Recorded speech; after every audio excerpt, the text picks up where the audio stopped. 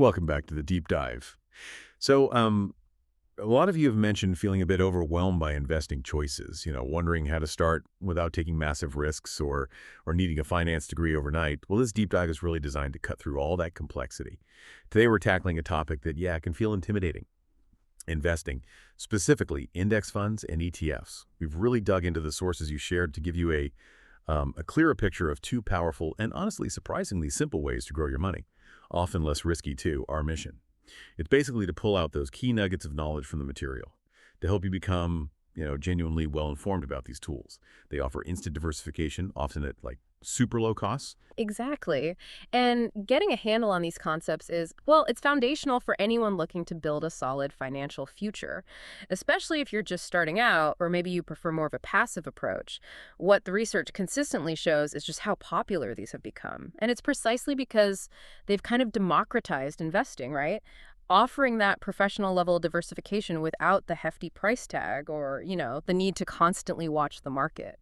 Okay, so let's dive right into the basics then. When we say index fund, what exactly is that? Our deep dive into the material you sent shows it's essentially a type of mutual fund, but one that's specifically designed to track or mimic a particular market index. Right. Think of an index maybe not as a single stock, but like a pre-built basket. Yeah. A collection of stocks or bonds representing a specific slice of the market. Okay, like the S&P 500. That holds the 500 biggest U.S. companies. Exactly that one. An S&P 500 index fund simply buys those same companies in roughly the same proportions.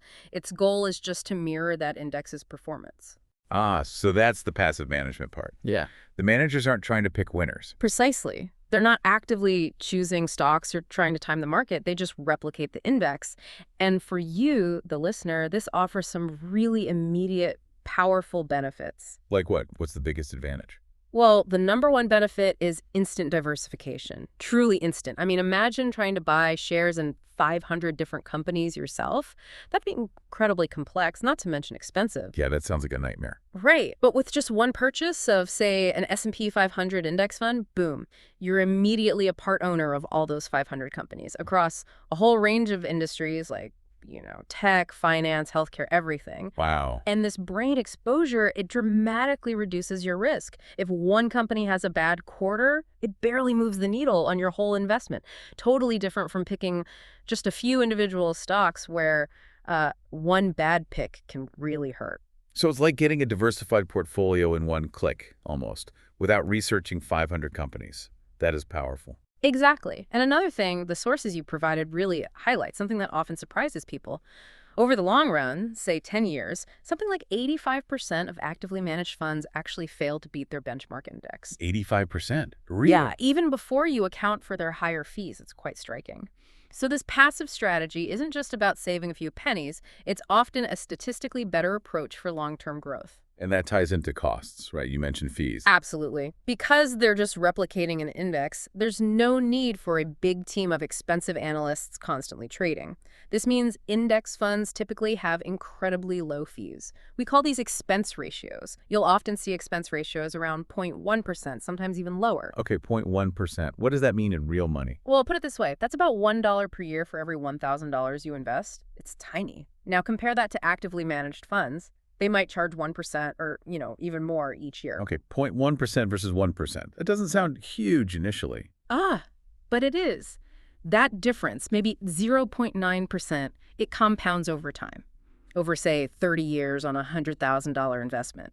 That difference could easily mean tens of thousands of dollars more staying in your pocket. Wow, okay. Compounding really makes that difference massive over time. So it's not just what you make, but what you keep. What are some common index funds someone starting out might see? Good question. For beginners, some really common and effective ones are things like total stock market index funds. They capture, well, pretty much the whole U.S. stock market. S&P 500 index funds, like we talked about. Then there are total international stock index funds for global exposure. And total bond market funds, which add stability. So you could build a solid base with just a few of those. Absolutely. You can build a really robust, diversified portfolio with maybe just 2 or 3 of these broad funds. Each one holds hundreds, sometimes thousands of individual securities. It's automatic diversification. Great starting point. Now, practically speaking, how do you buy these? The traditional index mutual funds. Typically, you buy index mutual funds directly from the fund company itself. You know, the big names, Vanguard, Fidelity, Schwab. Or you can usually buy them through your own brokerage account, too. But they trade differently than stocks, right? There's a timing thing. Yes, that's a key difference. Unlike stocks, which you can trade, minute by minute while the market's open, index mutual funds only execute trades once per day, after the market closes. Your order goes in, and it gets filled at the fund's net asset value, the NAV calculated at the end of that trading day. So no trading during the day, just one price at the end. Exactly. You can't buy at 10 a.m. and sell at 2 p.m. at different prices like a stock. Also, historically, some index funds had minimum investment amounts, maybe $500 or $3,000. Although that's changing. Many brokerages now offer their own index funds with much lower or even zero minimums. And you find them in retirement accounts, too. Oh, definitely. They're very common in 401ks and IRAs. That's often where people first encounter them and where it's easy to set up those automatic regular contributions. Okay, so index mutual funds. Instant diversification, super low cost, great for automated investing. Powerful stuff. But what if you want a bit more flexibility? Or just a different way to get that same market exposure? That brings us to their close cousin, right? The ETF, or exchange-traded fund. Perfect transition. Because, yeah, many ETFs are very, very similar in what they hold. Many are also index-based, tracking the exact same indexes as the mutual funds we just discussed. So what's the main difference then? The key structural difference is right there in the name, exchange-traded. An ETF trades on a stock exchange, just like an individual stock. Ah, okay. So its price changes throughout the day. Exactly. Its price fluctuates all day long, and you can buy or sell shares anytime the market is open. You do this through your regular brokerage account, just like buying Apple or Google stock. So it really does trade like a stock. That sounds like a big difference in feel. It is. Now, it's worth noting, while most common ETFs for beginners are passive index trackers, like SPY and VOO are two huge ETFs that both track the S&P 500. There are actively managed ETFs too, but the index ones are super popular. Okay, so buying one share of SPY gives me that same S&P 500 exposure as the mutual fund. Yep, same broad diversification. But the trading flexibility is the key divergence. Because they trade like stocks, you can buy any number of shares, even just one. The price of that share might be, say, $50 or $300, whatever the market price is at that moment. And what about smaller amounts? Can you invest like $100? You often can now, yes. Many brokers offer fractional shares for ETF. So you could decide, I want to put exactly $100 into this S&P 500 ETF, and the broker handles buying the fraction of a share needed. That's pretty neat. Makes it accessible. It does. And you get real-time pricing. You see the value change live during the day, unlike the mutual fund, which only updates its price once at the end of the day. Right. So for long-term folks, maybe that intraday price movement isn't essential. Probably not essential, no. If you're investing for 20 years, end-of-day pricing is usually fine. But, some people like seeing the live updates. It's an option. And it definitely means there's no minimum investment beyond the price of one share, or even less with fractional shares. That can be helpful if you're starting really small. Makes sense. What about costs for ETFs? And I think you mentioned something about taxes. Costs are typically very low, just like index mutual funds, often on par, sometimes even a tiny bit lower. You might see an S&P 500 ETF with an expense ratio around, say, 0.03%. Wow, 0.03%. That's practically free. It's incredibly low, yeah. Essentially just the cost of running a fund. Now, the tax thing, this is interesting and something your sources point out. ETFs can be more tax efficient, specifically in taxable brokerage accounts, not retirement accounts like IRAs or 401ks. Okay, why is that? In a taxable account. It's down to how they're structured. There's a mechanism called in-kind creation and redemption. Basically, when large investors pull money out, the ETF manager can often give them actual shares of the underlying stocks instead of selling stocks for cash. Selling stocks inside the fund creates capital gains, which then have to be distributed to shareholders, creating a tax bill for you. By swapping shares in kind, the ETF often avoids triggering those internal capital gains. Huh. So fewer taxable events passed on to me, the investor. Exactly. It's a subtle thing, but over many years in a taxable account, it can lead to slightly better after-tax returns. A quiet little boost. That is a fascinating detail, a hidden advantage. So buying and selling ETFs just like stocks. Pretty much. You log into your broker, use the ETF's ticker symbol like SPY or VOO, and place your buy or sell order. There might be a very small bid-ask spread, a tiny difference between buying and selling prices. But for popular liquid ETFs, it's usually just pennies, almost negligible. And no weird fees for selling quickly. Generally, no. Unlike some mutual funds that might have restrictions or fees if you sell within, say, 30 or 60 days, ETFs typically don't. You can buy at 10 a.m. and sell at 11 a.m. if you wanted to.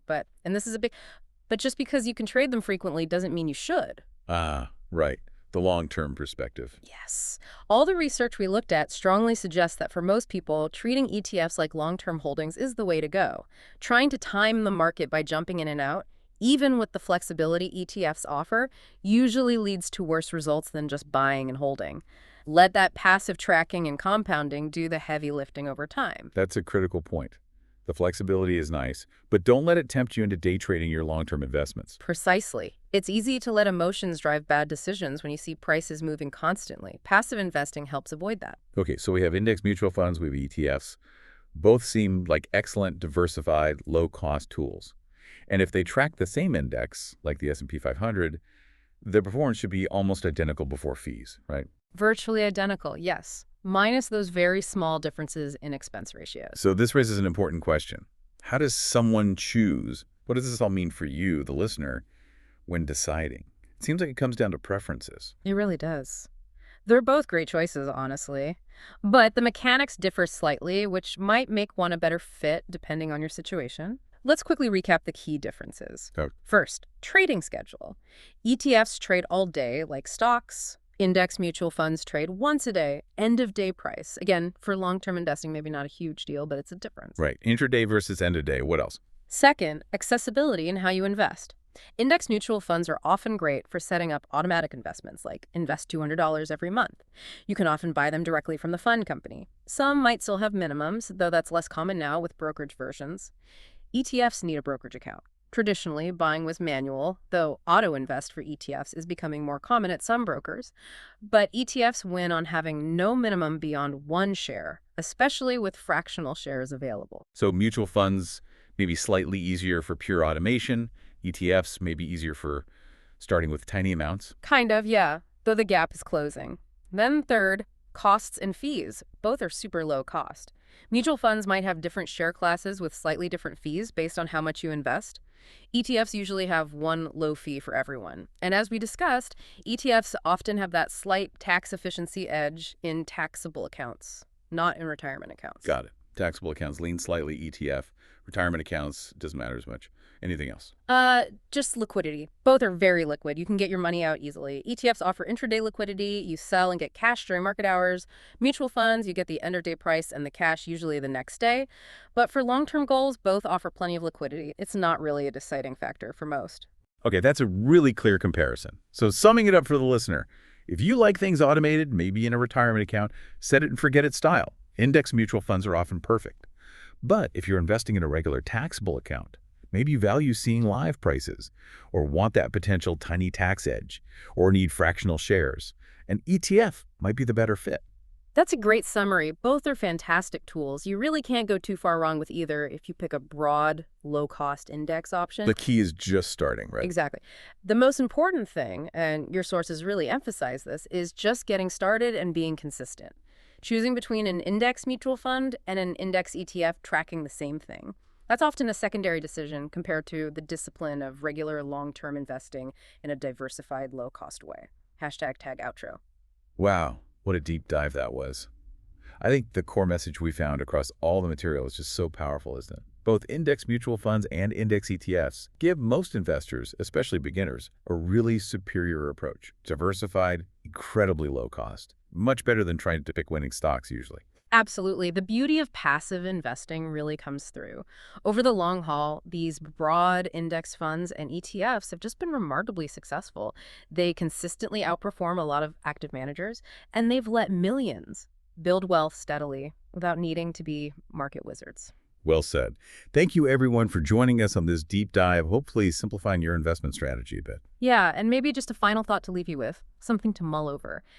Given these clear advantages, the diversification, the super low costs, the proven track record we talked about, how might consistently investing, even just small amounts, into these broad index funds or ETFs, how might that fundamentally change your long-term financial picture, especially compared to trying to constantly beat the market? Right. It's definitely a question worth pondering as you continue learning and making smart financial decisions.